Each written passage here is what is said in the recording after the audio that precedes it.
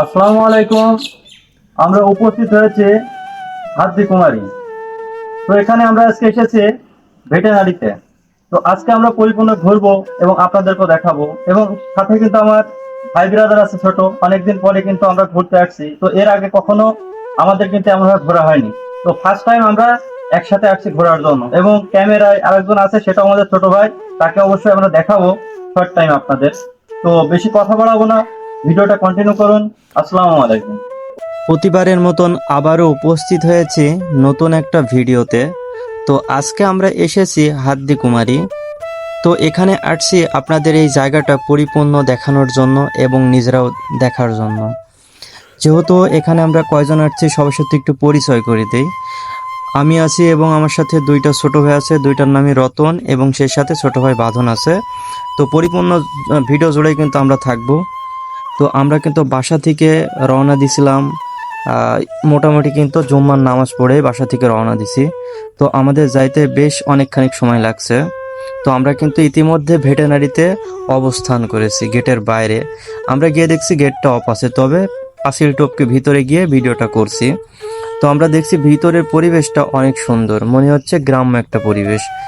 শহরের ভিতরেও যে এমন একটা জায়গা থাকে সেটা না দেখলে আপনারা কখনোই বিশ্বাস করবেন না। একদম মানে শিংসাং একটা পরিবেশ। মানে পাশে গেলেই আপনি একটা সুন্দর একটা পুষ্করিণী পাবেন, সেই সাথে যাওয়ার জন্য একটা রাস্তা পাবেন হিয়ারিং। তো ওর সামনে আবার একটা সুন্দর একটা বসার জন্য জায়গা আছে। এছাড়াও কিন্তু পুরনো একটা বাসা আছে। এটা নতুন বাসায় মনে হচ্ছে রং চং করছে, কিন্তু আমার কাছে পার্সোনালি যেটা মনে হচ্ছে যে বাসাটা অনেক আগের। রং টং করার পরে বাসাটাকে আপডেট করে নতুন করছে এমন মনে হচ্ছে।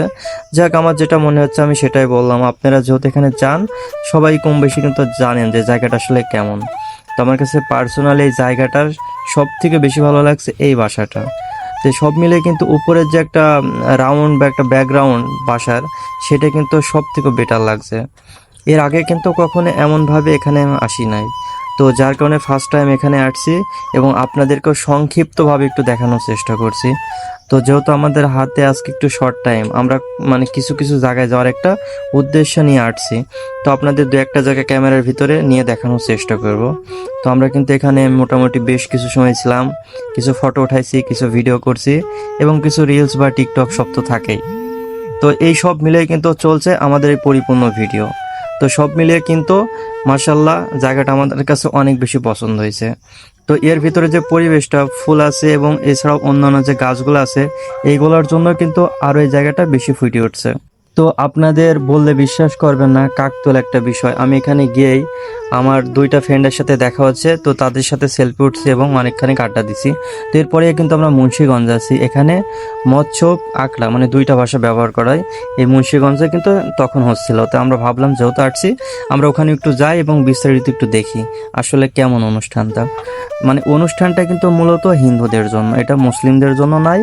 কিন্তু আসলে আমরা এসে এখানে দেখছি বেশিরভাগই মুসলিম ভাইরা। তো কথায় আছে না যে যার যার ধর্ম তার তার কাছে অনেক বড়।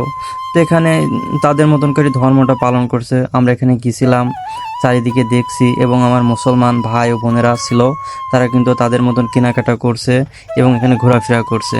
এখানে যার যার মতন স্বাধীনতাভাবে কিন্তু ঘোরাফেরা করছে, এখানে কোনো বাধা নেই কোনো কিছুর। তো আমরা ওখান থেকে এসে কিন্তু বাসার উদ্দেশ্যে আবার ফের বেরিয়ে পড়ছি।